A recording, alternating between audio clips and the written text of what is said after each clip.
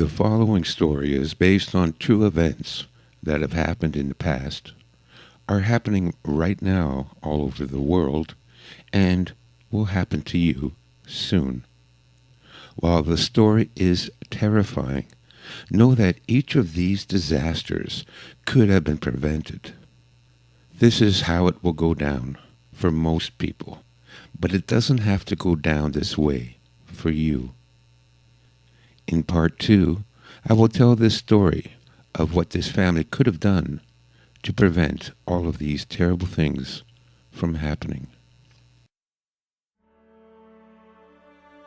Let's say you are the perfect family living the American dream.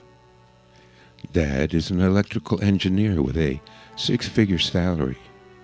Mom is a nursing assistant, and they have 3 kids, 2 girls, 15 and 12, and a boy, 7. They have a cat named Fluffy and a dog named Betsy. They live in a nice home, in a nice neighborhood, and the value of their home is well above the mortgage they have on it. They have health insurance and 2 pension funds they contribute to.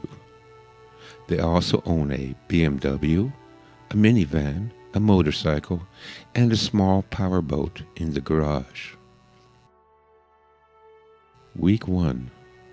One day, Mom drives to the local mall to pick up some groceries. The first thing she notices is that a quarter of the stores in the mall have shut down. When she starts shopping at the grocery store, she is shocked to see the price of a loaf of bread has gone from $2 to $5. Milk went from $3 a quart to $7.50 a quart, and ground hamburger went from $3 a pound to $9. All in all, her weekly grocery bill has more than doubled from last week. At dinner that night, Mom tells Dad about the rising cost of food, but Dad has some worrying news too. The company he works for is planning to lay off 20% of the workforce. Not to worry, Dad has seniority, and he won't be one of the employees that will lose their job. They turn on the TV and the nightly news tells them that the stock market is booming, but due to trade tariffs, the cost of living may go up by 3%. The next day, Dad gets the utility bill, and his jaw drops when he sees the monthly electrical bill has gone from $300 a month to $1,200. On the way to work, he stops at the gas station to fill up and is again shocked to see the cost of a gallon of gas has gone from $5 per gallon to $15 per gallon. It costs $400 just to fill up the tank. That night, Dad does a budget and realizes that their monthly expenses now exceed their income. They need to tighten the belt, and so the first thing to go is the eldest daughter's music lessons, then middle daughter's dance lessons, and also Junior's karate lessons.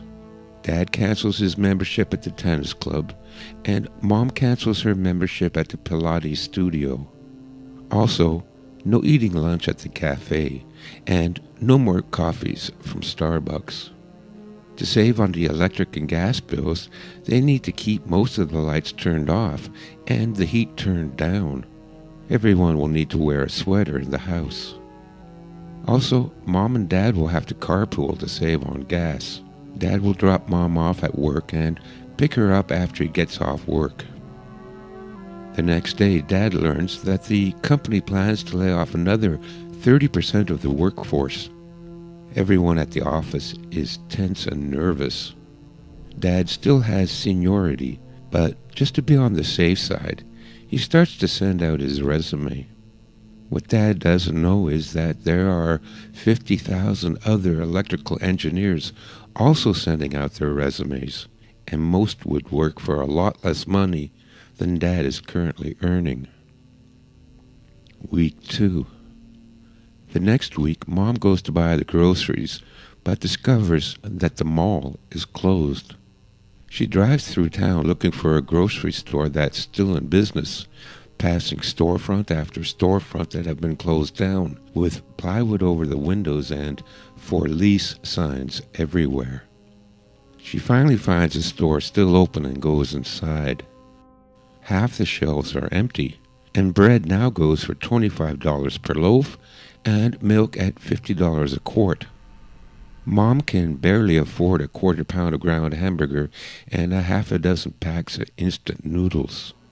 Mom also buys a couple of cans of cat food, figuring if she mixes it in with the noodles, no one will notice. At least it will be enough to feed the family for a few days. When she exits the store, she is confronted by dozens of women and children begging for food.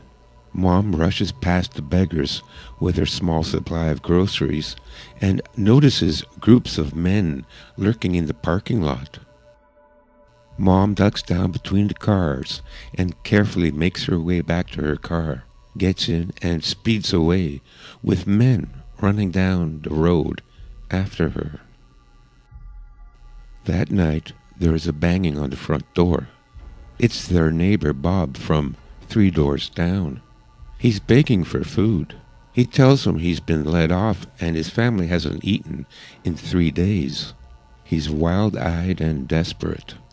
Mom scoops a bowl full of noodles and cat food into a baggie and gives it to him. "That's all we can spare, I'm sorry," she says.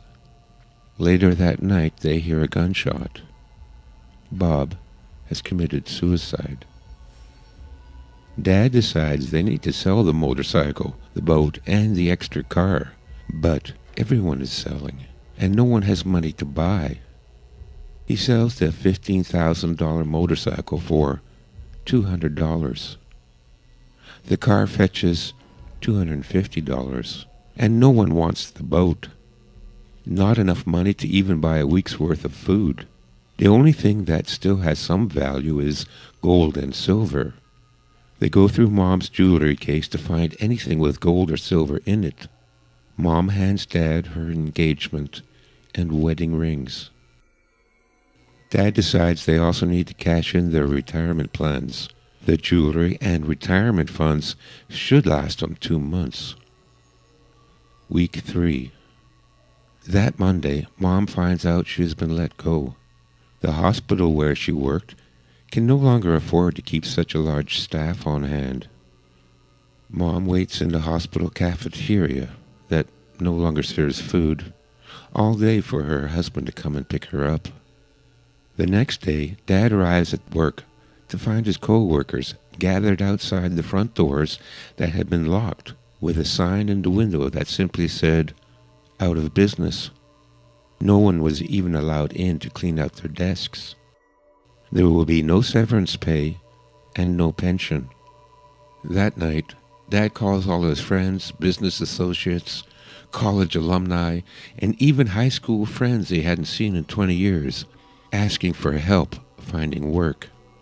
Dad never received even one response from the 300 resumes he'd sent out. But the story is always the same. Everyone is being laid off, and no one is hiring.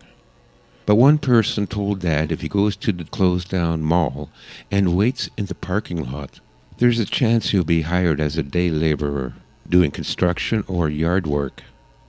Dad left the house at 4 a.m. to walk the 6 miles to the mall, where he milled about with 80 other men until 10 at night. He did that every day for a week, but no one came around to offer any work, and Dad didn't go back. That night, there was the sound of breaking glass and yelling coming from down the street. The sky in the distance lit up from the fires started in some of the abandoned houses. There were no longer any emergency sirens. The police, ambulance, and fire departments were not responding to 911 calls.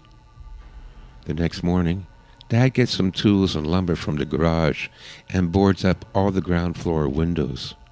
He goes in the attic and retrieves Great-Grandpa's 1911 Colt .45 that he had brought back from the war. There were 6 bullets in the box, and Dad loaded them in the magazine. Mail was no longer being delivered to homes, and Mom had to bicycle 5 miles to the post office once a week to pick up the mail. There was a letter from the township announcing that property taxes had been quadrupled and made retroactive, and that they now owed $9,000 in back taxes. The electric bill had doubled again. Instead of having 2 months' worth of money to pay expenses, they were now 6 months behind. There was nothing left to do but to sell the house. Dad called a real estate agent he met at the Lions Club, but the number was out of service. He called another 10 brokers listed in the yellow pages until he found one that answered the phone. She told Dad that they would no longer represent sellers. Everyone was selling, and no one was buying. She entered his address into the computer and told him the average selling price for homes in his area. It was less than half their modest mortgage. Even if they could find a buyer, they would still owe money. The real estate agent confided that Dad's best option was to stop paying all bills and live in the home and save as much money as they can until they are evicted. Week 4. The next day the power was cut. So were the gas and the phones. It was fortunate they had a fireplace in the den, and so they brought down their mattresses and blankets, and everyone slept in the den. Dad would stay up late to feed the fire, so they wouldn't all wake up freezing at 4 in the morning. There was no money to buy pet food for Fluffy and Betsy, and both were looking thin. Although an indoor cat, Mom let Fluffy out in the hopes that her instincts would return and she could hunt for herself. Fluffy never came back. One night the middle daughter developed a chronic cough. Mom's nursing experience told her she was suffering from respiratory bacterial infection. She needed antibiotics, but they would need to visit a clinic first. Thank God they still had health insurance. Dad siphoned the gas from the boat's tank and hoped it would be enough to drive their daughter to the nearest hospital. The hospital was packed. They had to park a mile away, and when they arrived at emergency, there were 200 people there, yelling and screaming at the dozen heavily armed security guards that surrounded the admissions desk. They waited 14 hours to reach reception. They were then told that their health insurance company had increased the deductible to $10,000 and that a doctor's consultation would cost $6,000 cash in advance. No amount of begging and pleading would get their daughter admitted without the upfront payment. When they got home, Mom bundled middle daughter up in blankets and lit the fire to keep her warm. Mom used every home remedy she could think of to treat her daughter, but while the symptoms eased a little, she wasn't getting any better either. The next day, eldest daughter announced she was leaving to work at the seedy strip club outside of town. A girlfriend told her that she could earn $2,000 a week, and if she were to take on a few clients, even more. Because the roads were so dangerous, she would stay in one of the rooms at the club and be back in 3 weeks with the money to get little sister the medical help she needs. Dad said absolutely not. He would not sell his 15-year-old daughter into prostitution. But after much arguing and tears, Mom and daughter convinced Dad that there really was no other way. That eldest daughter was going to save her sister's life and save the family, and that everyone must sacrifice in order to survive. Week 5. A week after eldest daughter left, Dad walked down the street going door to door to see if any of his neighbors still had phone service. The once tidy and quaint neighborhood looked like a war zone. More than half the homes had been abandoned, each with a large pile of garbage and discarded furniture in the front yard. Several had been burnt down. When he knocked on the doors of those houses that didn't look abandoned, no one answered. Several times he heard movement inside, but no one answered the door. Finally, he found a home that answered the door, shotgun in hand. It was Jeff, one of the fathers he would see at his daughter's dance recitals. Jeff still had a functional landline that he allowed Dad to use. Dad first called the strip-o-rama and asked to speak to his daughter. The woman who answered told Dad that she no longer worked there, that she left with her boyfriend and no one knows where they went. That's all Dad could find out, but he knew eldest daughter would never leave the family. A sickening realization sunk in that she was probably trafficked into the sex slave trade. There would be no way to find her. Dad next called his uncle, who had a big house outside of town and whom he hoped would allow him and his family to move in with him. But there was no answer. Finally, Dad called a government information helpline where a recorded message informed callers that until further notice, all government services were suspended, that a homeless area had been designated underneath the highway overpass, and that emergency food supplies will be distributed every Thursday. That night, middle daughter passed away from her illness. The next morning, Dad walked back to the neighbor to again use the phone to call an ambulance, but there was only a recording stating that emergency services had been suspended. Dad called hospitals and funeral homes, but there was no answer. When he arrived home, there was an eviction notice on the front door. Mom was found rocking back and forth, with her remaining child held in her arms. She was silent, her face frozen in despair. Dad buried middle daughter in the backyard. Then he loaded the minivan with clothes, blankets, and sleeping bags, some camping supplies, and what little food they had left. Dad picked up Mom and carried her to the van, with the little boy following behind. Dad told Mom that they had to be strong and survive. They still had a young son to take care of, and that eldest daughter will be okay and find her way back to them soon. But Mom said nothing and continued to stare out the window. Dad stapled a note on the front door in case his eldest daughter came home, saying, "We have gone to the overpass homeless camp. Look for our van. Love, Dad."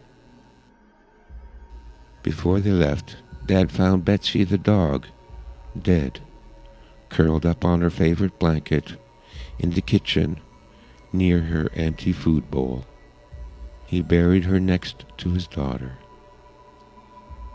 They drove to the designated homeless area where there were hundreds of cars, campers, trucks, and tents under the overpass. They slowly drove along the overpass looking for a spot to park, passing dozens of open fires surrounded by people huddling for warmth. Dad cooked some instant noodles on the propane stove and put on a brave face for Mom and his son, and told them so long as they stick together as a family, everything will be all right. Mom didn't reply and continued to stare into the distance. Dad was also worried for his son, since he had become increasingly afraid and had developed a tremor, and often burst into tears and would cry for hours, and Dad's efforts to comfort him were in vain. Week 6. 3 days later, the emergency food truck arrived, and Dad was disappointed to discover that his ration pack consisted of 3 packs of instant noodles and 3 hot dogs. As he walked back to the van, he could smell barbecued meat coming from several of the campfires. When he went to find out where the meat came from, he was told it was the family dog, or cat, or a pigeon someone had caught. Dad cooked up the noodles and put all 3 hot dogs in the pot, since they hadn't eaten in 2 days. Then he took his Colt 45 and headed into the nearby ravine, determined to shoot a raccoon or a squirrel or maybe a goose. Dad walked through the ravine until dusk without even seeing an animal of any kind. Dad was determined to go out again the next day and find something to kill. When he returned to the van, he discovered that men had come while he was gone and stole his camping equipment and sleeping bags. His son was curled up in a fetal position, hiding under the van. Mom was sitting in the front seat, staring out the window. That night, they put on all the clothes they had and huddled together for warmth in the van. Mom and Dad could not sleep because of the fear, anxiety, and hunger they felt. In the early morning, a gang of armed men came to rob the homeless camp of anything of value. Some of the homeless had firearms and fired shots to defend themselves, but the gang was heavily armed and sprayed the camp indiscriminately with gunfire, killing dozens of people. A stray bullet pierced the side of the van and went through the young boy and Mom, killing both instantly. Clutching the bodies of his wife and son close to him, Dad watched the sun come up and then went to bury his family in the ravine. After he was done, he put the barrel of his Colt 45 to his temple, and his last words before pulling the trigger was, "I am so sorry." And I am sorry too to have to write such a depressing story, but it's my last effort to wake people up and warn them about what is coming. I promise part 2 will be hopeful and encouraging. In the meantime, we need to get ready, because once the collapse begins, if you aren't ready, you won't be able to escape. Please support my work by buying a copy of my book, The Art of Urban Survival. It contains most of the information you need to survive this scenario. Also, my 1-year survival calendar. If you can follow the month-by-month instructions for only 6 months, you will be well prepared to deal with the collapse. And finally, if you can spare it, donate a couple of bucks to help me finish my next book that will fill in the crucial key to survival: how to form a community for mutual aid and support during the hard times. Thank you.